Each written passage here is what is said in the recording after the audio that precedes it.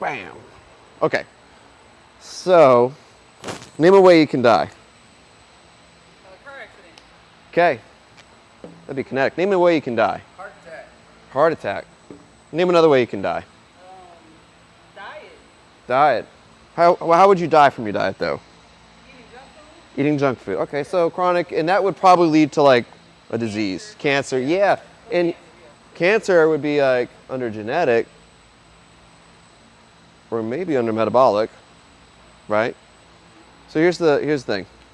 And the first one that came up was kinetic, which is what most people think, like, how would you die? Cancer and kinetic stuff is the first things we usually hear. We got microbic as well, which should be like COVID or smallpox. Genetic, this is where you maybe have inherited a disease that was in the blood, right? It was in your genes, okay? Cancer has been thrown at that one a lot.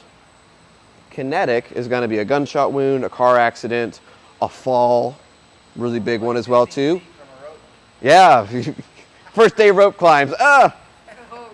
But the reality is most of the time over a certain age, that's a large concern, right?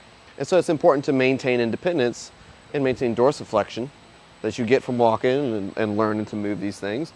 And then toxic, it's going to be like you came across, like you fell into a vat of Roundup, right? And then that probably would just end up going into a metabolic issue like cancer.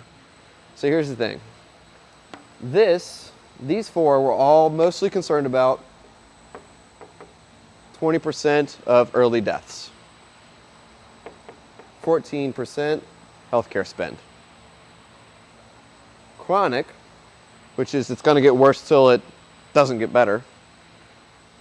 Lifestyle related, metabolic related, 80% premature deaths. And we've got 86% healthcare spend. These numbers are changing slightly every year, but it's a good place to start at, and it's just broad strokes today. So, a lot of us worry about this, but this is the one that's coming for you. Yeah. Statistically speaking, that's the one coming after you, right? Right. The good news, this is one we can do a whole lot about. Showing up here 3 to 5 times a week, eat meat, vegetables, nuts, seeds, some starch, a little bit of fruit, no sugar, no seed oils, right? And I say no, but also you're an adult, live your life. I had a Moscow Mule yesterday, it was awesome. You had what? A Moscow Mule, Oh. it's like those little copper cup drinks, Yeah. right? Live your life once in a while, right? Sometimes I speed on the highway because it's fun. No one's on the bridge, I go, yeah. All right, here's the last piece of this. Lifestyle related. Do these things that we do in here and practice them, and you build your protection against this. Also, have you guys ever heard a doctor who said like, or seen these shows on like, used to be A&E, and they'd be like, wow, you survived that crazy fall from a plane with no parachute because of your good genetics. Yeah. Have you ever heard of like, wow, you survived all that because you probably have really great microbic immunity. It's because you're impervious to toxins. You're Spider-Man, right? You get if that was true, it'd be superpowers that you get from a spider bite, right? But have you ever heard, wow, you survived that, or you recovered well, you came back, you bounced back so well because you take such good care of yourself. It's because you're so fit. It's because you're so healthy. Crazy concept.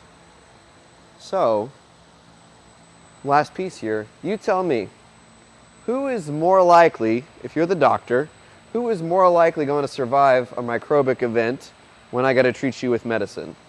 This guy or this guy? Yeah, Superman. I love that you said that too, because it's an S for snails, because that's me and it's how fast I am in runs. But he's active, he eats whole foods. Sedentary, eats processed foods, right?